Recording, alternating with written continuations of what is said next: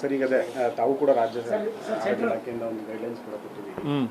ಪ್ರಮುಖವಾಗಿ ಏನೇನೆಲ್ಲ ಮಾತುಕತೆ ಮಾಡ್ಕೊಳ್ತೀವಿ? ಅಲ್ಲ, ಮುಖ್ಯವಾಗಿ ನಮ್ಮ ದೇಶದಲ್ಲಿ ಏನು ಇದುವರೆಗೂ ಯಾವುದೋ ಪತ್ತೆ ಆಗಿಲ್ಲ ಮತ್ತು ಆತಂಕ ಪಡುವಂಥದ್ದು ಸದ್ಯಕ್ಕೆ ಏನು ಅದರ ಅವಶ್ಯಕತೆ ಇಲ್ಲ.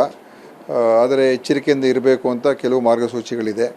ಅದರಲ್ಲಿ ವಿಶೇಷವಾಗಿ ಆ ದೇಶದಿಂದ ಬರ್ತಕ್ಕಂಥವ್ರು ಯಾರಾದರೂ ಇದ್ದರೆ, ಆಫ್ರಿಕಾ 3 ದೇಶ ಇದೆ, ಆ 3 ದೇಶಗಳಿಂದ ಯಾರಾದರೂ ಬರೋರು ಅಂತಿದ್ದರೆ ಅವ್ರ ಮೇಲೆ ನಾವು ಅವ್ರನ್ನ ಒಂದು ಮಾನಿಟರ್ ಮಾಡಬೇಕಾಗ್ತದೆ. ನಮ್ಮ ಏರ್ಪೋರ್ಟು ಮತ್ತು ಬೆಂಗಳೂರು ಮಂಗಳೂರು 2 ಏರ್ಪೋರ್ಟ್ಗಳಿದೆ.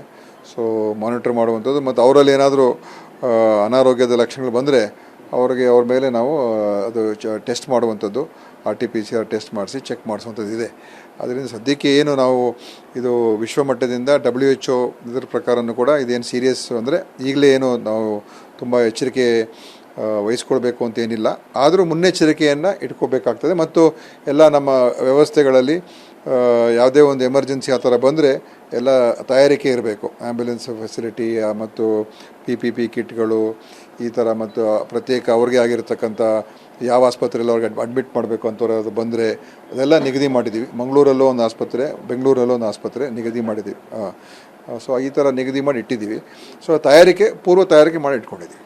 ಸರ್, ಈಗ ಇದ್ರ ಬಗ್ಗೆ ಹೆಚ್ಚು ಸಿಬ್ಬಂದಿಗೆ ತರಬೇತಿ ಇಲ್ಲ, ಹೀಗಾಗಿ ತರಬೇತಿ ಸ್ವಲ್ಪ ಮಟ್ಟಿಗೆ ಎಲ್ಲೆಲ್ಲಿ ಅಂತ ನಾವು ಅಡ್ಮಿಟ್ ಮಾಡುವಂಥ ಸ್ಥಳಗಳಲ್ಲಿ ಅಲ್ಲಿ ಅವ್ರಿಗೆ ಏನೇನು ಅವ್ರಿಗೆ ಇದ್ರ ಬಗ್ಗೆ ಮಾಹಿತಿಯನ್ನು ಮತ್ತು ಯಾವ ರೀತಿಯಾಗಿ ನೋಡ್ಕೊಳ್ತಕ್ಕಂಥದ್ದಿದೆ ಅದರ ಬಗ್ಗೆ ನಾವು ತಯಾರಾಗಬೇಕು ಅಂತಲೂ ಕೂಡ ಹೇಳಿದ್ದಾರೆ ಕೇಂದ್ರ ಸರ್ಕಾರ. ಸೊ ಕೇಂದ್ರ ಸರ್ಕಾರ ಮಾರ್ಗಸೂಚಿ ಪ್ರಕಾರ ನಾವು ಕೂಡ ಮಾಡ್ತಾಯಿದ್ದೀವಿ. ಕೋವಿಡ್ ಟೈಮಲ್ಲಿ ಇದ್ದಂಥ ಟೆಕ್ನಿಕಲ್ ಕಮಿಟಿ ಡಿಸ್ಪೋಸ್ ಆಗಿದೆ ಸರ್? ಸದ್ಯಕ್ಕೇನು ಬೇಕಾಗಿಲ್ಲ, ಅದೆಲ್ಲ ಸದ್ಯಕ್ಕೇನು ಬೇಕಾಗಿಲ್ಲ. ಆ ಪರಿಸ್ಥಿತಿ ಏನಿಲ್ಲ, ಯಾಕಂದರೆ ದೇಶದಲ್ಲೇ ಎಲ್ಲೂ ಯಾವ ಪ್ರಕರಣ ಇಲ್ಲ.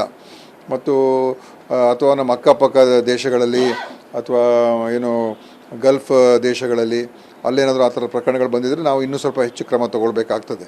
ಸದ್ಯದಲ್ಲಿ ಆ ಥರ ಏನೂ ಇಲ್ಲ. ಆದ್ದರಿಂದ ಇದ್ರ ಬಗ್ಗೆ ಈಗಲೇ ನಾವೇನು ಗಾಬರಿ ಪಡುವಂಥದ್ದೇನಿಲ್ಲ. ಆದರೆ ಆಫ್ರಿಕಾದಲ್ಲಿ ಅದೇ ಕಾಂಗೋ ಮತ್ತು ಇದು ಯಾವುದು ಉಗಾಂಡ ಇನ್ನೊಂದು 3 ರಾಷ್ಟ್ರಗಳಲ್ಲಿ ಅದು ಕಾಣಿಸ್ಕೊಂಡಿದೆ ಮತ್ತು ಅಲ್ಲಿ ಗಂಭೀರ ಪರಿಸ್ಥಿತಿಯಲ್ಲಿದೆ. ಸೋಂಕಿತ ದೇಶಗಳಿಂದ ಬರುವಂಥವರಿಗೆ ಲಕ್ಷಣಗಳಿಲ್ಲದೆ ಇದ್ದರೂ ಕೂಡ ಕ್ವಾರಂಟೈನ್ ಮಾಡೋದಿಲ್ಲ, ಅವ್ರನ್ನ ಮಾನಿಟರ್ ಮಾಡ್ತೀವಿ ಅಷ್ಟೇ.